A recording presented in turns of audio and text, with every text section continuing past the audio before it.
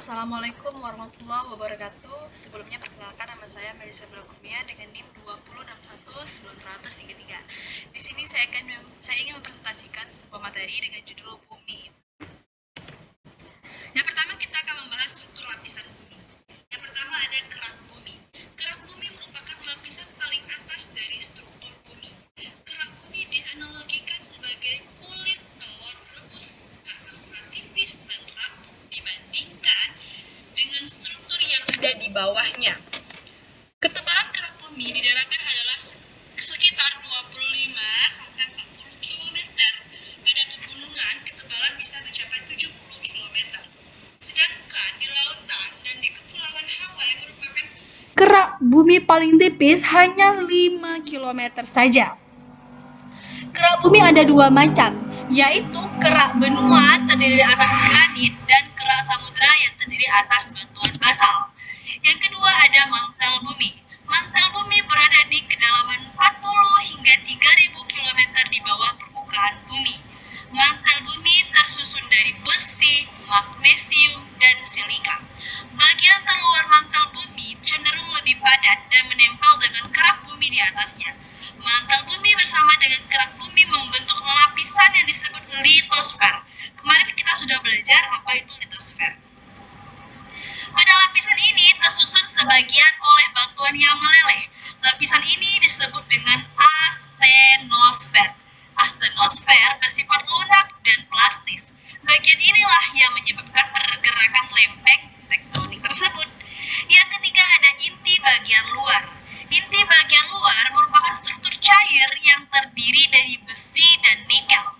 Inti bagian luar ini berada di kedalaman 2885 hingga 5144 km. Suhu pada lapisan ini mencapai 3700 derajat Celcius. Yang keempat, inti bagian dalam. Inti bagian dalam bumi berbentuk bola metal yang memiliki radius 1220 km atau sekitar 3/4 ukuran bulan. Inti bagian dalam terletak di dalam bumi pada kedalaman 2885 hingga 5144 km di bawah permukaan bumi. Suhu di inti bagian dalam bumi berkisar 4300 hingga 5400 derajat Celcius. Suhu ini hampir sepanas suhu permukaan matahari. Jadi dia hampir sepanas dengan suhu permukaan matahari yang benar-benar luar biasa panasnya. Yang kedua ada teori tektonik lempeng. Teori tektonik lempeng yaitu teori dalam bagian geologi yang dikembangkan untuk memberi penjelasan terhadap benarnya bukti-bukti pergerakan skala besar yang dilakukan oleh litosfer bumi. Teori ini telah mencakup dan juga menggantikan teori pergeseran benua yang semakin dahulu diceritakan pada paruh pertama masa zaman ke-20 dan pemikiran self-worth spreading yang dikembangkan pada tahun 1960-an. Yang ketiga ada gempa bumi dan pengukuran kekuatannya. Kita tahu apa itu gempa bumi. Pada hakikatnya gempa bumi ialah getaran atau serentakan getaran dari bumi yang bersifat tidak abadi. Jadi dia tidak abadi, tidak terus menerus ya. Dan kemudian menyebar ke seluruh arah.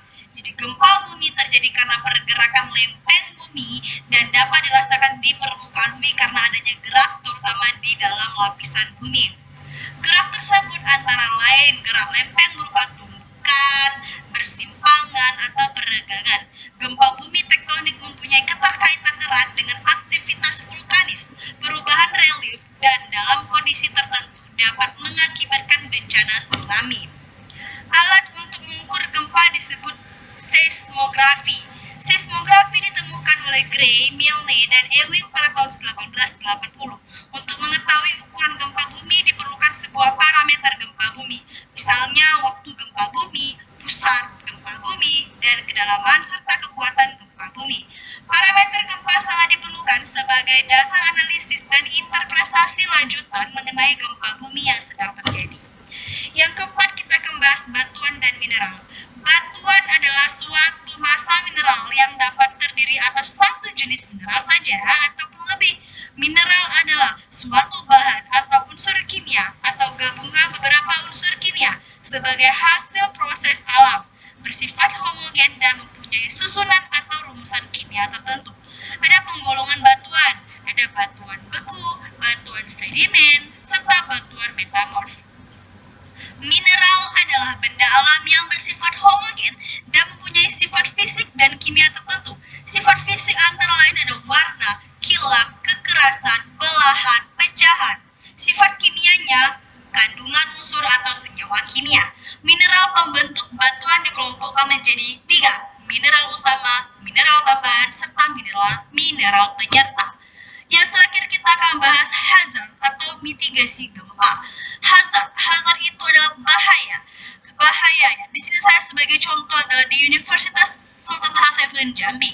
Gempa bumi merupakan salah satu bahaya atau hazard yang berpotensi bisa jadi ya menjadi suatu bencana di Universitas Islam Negeri Sultan Hasanuddin Jambi.